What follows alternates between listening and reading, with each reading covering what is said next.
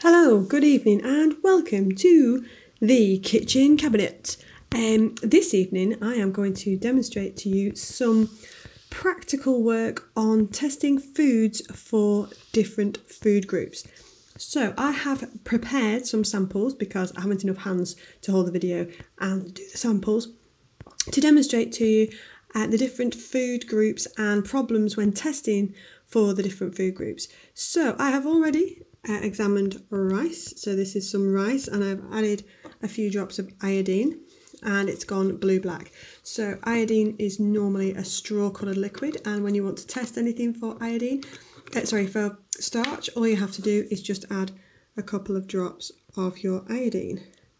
As you can see, the rice has gone black.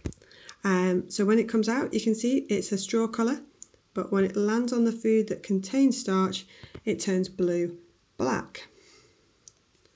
Okay, so there is a tiny bit in the seeds, not too much. Now, when you are testing solids for things like fats, you have to first of all crush them up. So what I have done is I have taken a sample of seed. So this is what I started with. I crushed it up and put it into the bottom of my test tube, as you can see just there. Then I added some household ethanol and gave it a good shake. And then I added some just normal water and gave it another good shake. And as you can see, that has gone a cloudy, milky white emulsion. And that proves that these seeds contain lipids. So the ethanol emulsion test, which is for lipids, with seeds, you have a solid, so you crush them up. You can use a pestle and mortar. I just used the back of my spoon and then spooned it into the test tube, added my ethanol, gave it a shake, added some water, gave it another shake, and we've got this lovely emulsion, this white emulsion. So that was the test of seeds for fat. Did the same with the rice, but that didn't form a milky white emulsion. So that's two tests we've done so far on the rice and on the seeds. You can see here that the iodine is still not really changing colour that much. Okay, so we've got iodine test for starch. So we can see that the biscuit, so here's my biscuit, that's gone black, blue-black there. So that proves that the biscuit had starch in it. My rice has gone blue-black with the iodine, so that proves that he has a starch in it. So when you're writing up methods, very simple for the iodine test for starch, you just add a few drops of iodine to your sample and it goes from a straw colour, so you like a yellowy colour, to blue-black.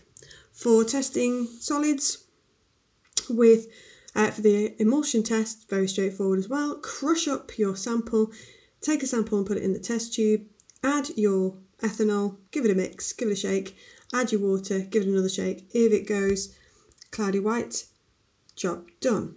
Okay, so the next test I thought we'd do, which is a nice simple method as well, is the Biarritz. So I needed some samples that would turn Biarritz lilac. So what I did was I took my sample of yeast. So this is yeast dissolved in water. So yeast is solid, so I've made it into a liquid by adding water.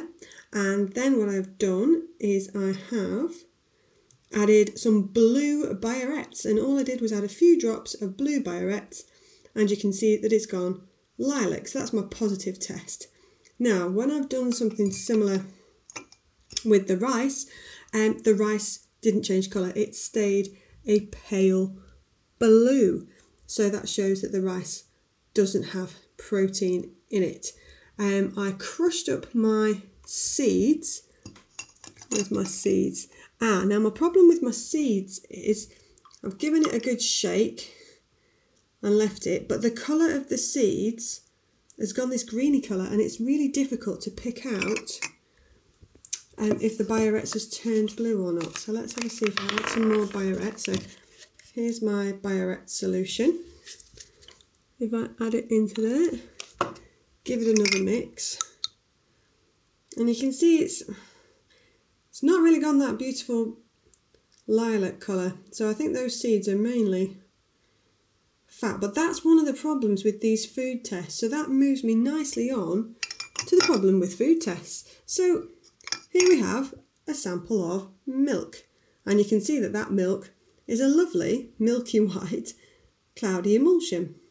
So if I add to that some household ethanol, so I'm going to let's put my little test tube holder down here with my milk in it. So I'm going to add in some ethanol, and then I'm going to add in some water.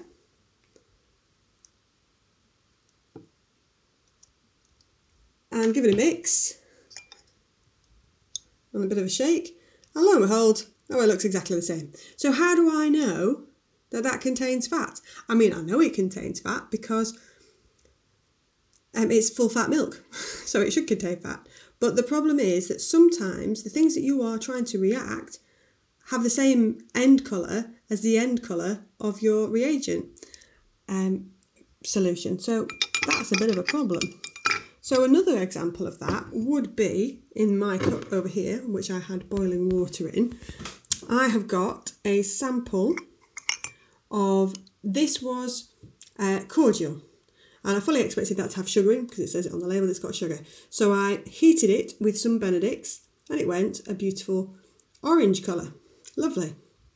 But what if I was testing orange? So this is orange, or it was orange, and then I added my Benedicts and now it's got a greeny colour.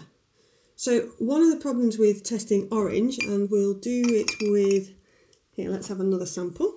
So here's another test tube, put a test tube in. Here we have some red ketchup. If I put the red ketchup in, I know this has got sugar because it says it on the ingredients that it's got sugar. So I'll squirt in my, this is going to be a disaster. Oh no, there you go, it went in. So I've got my sample of tomato ketchup in there. If I heat that up with some Benedicts, so here I've got my blue Benedicts. So all I have to do is add a few drops of Benedicts and heat it up, and it will go brick red after a few minutes. But how do I know that that colour is not the ketchup? How do I know it's the change in the colour of the reagent?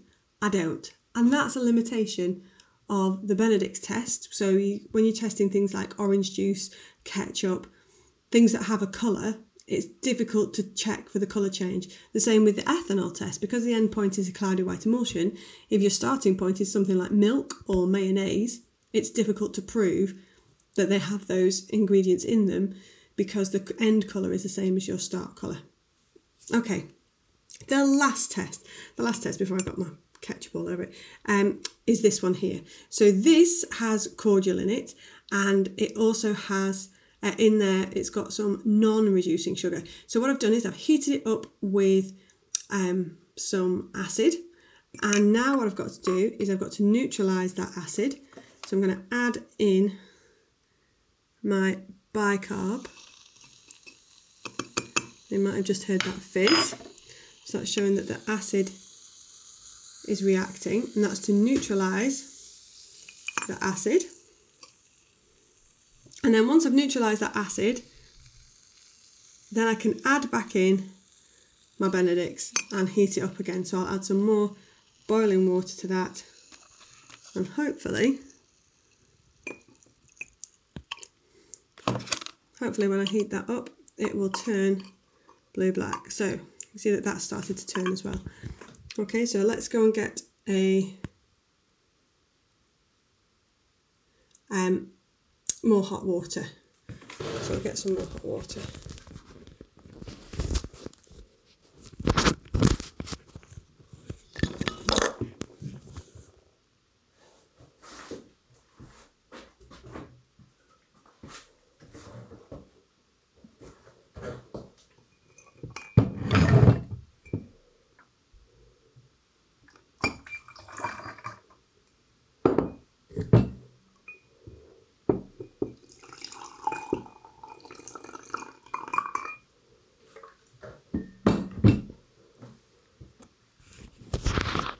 Okay, and when I've got my hot water, I'll see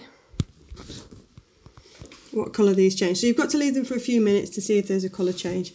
There's another way of testing for sugars, and that is using something called, these are Diastics. These are basically sticks that you can stick into urine to see if you've got any sugar, and you can actually figure out the strength of the sugar that's in your solution, but it has to work with sugar solution. So let's have a look if we've got.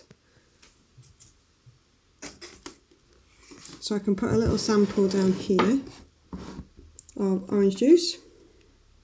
There we go. And we'll put our stick in there. And then you wait for the colour change. And you can see it's going from blue to green to dark green. And if it starts to go brown, then I know that I've got quite a high concentration of sugar in there. So you can see it starts to go brown in there as well. So that's another way of testing for sugars as well. So you might use those in the urine to see if there was any sugars in the urine, and that would be a good indicator that an individual had maybe issues such as diabetes.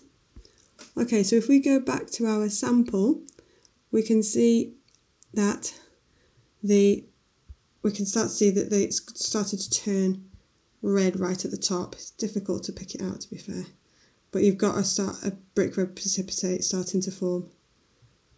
But again, it's difficult to pick out the difference between the red ketchup and the brick red precipitate. With the non-reducing sugar, that's just started to turn as well. So you can start to see this greeny blush colour, and that's telling you that there's some non-reducing sugar in there as well. So that concludes all the different tests and all the problems that you can get when you're doing kitchen science, besides the mess that I've now created. So let's run over it again, just in a short recap. The iodine test is for starch, so you can see our rice turned blue-black from a yellowy colour by just adding a few drops. So that's a nice simple method. You just need the reagent iodine, and you just need to add a spotting tile and a few drops of the iodine. For the testing for fats from a solid, we need a pestle and mortar to crush up the sample of seeds. We need some ethanol, and we need some water.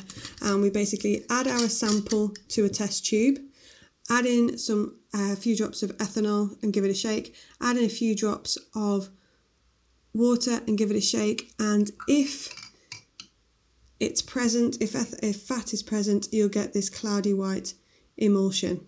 But the caveat with testing milk for fats is that milk is already cloudy white. So it's difficult to tell the difference between what you start with and a positive result. Okay, next test was the Biarritz test. Again, a nice simple method. You just need your Biarritz reagent. You just add a few drops either again to a crushed up sample if it's a solid, or in the case of the yeast, we made a yeast solution. So we started with our yeast solution, we add in a few drops of the Biarritz, and it turns from a pale blue to a lilac colour. So that's a nice simple method as well, no heating involved. Alright, then the final one is the Benedict's test for reducing sugars and non-reducing sugars. So with that one, all we do is we add our sample to our test tube, and then we heat it with Benedict's, which is blue. If there is reducing sugar there, it turns brick red. If there's not, it doesn't. Slight difference with the non-reducing sugar one. So the non-reducing sugar one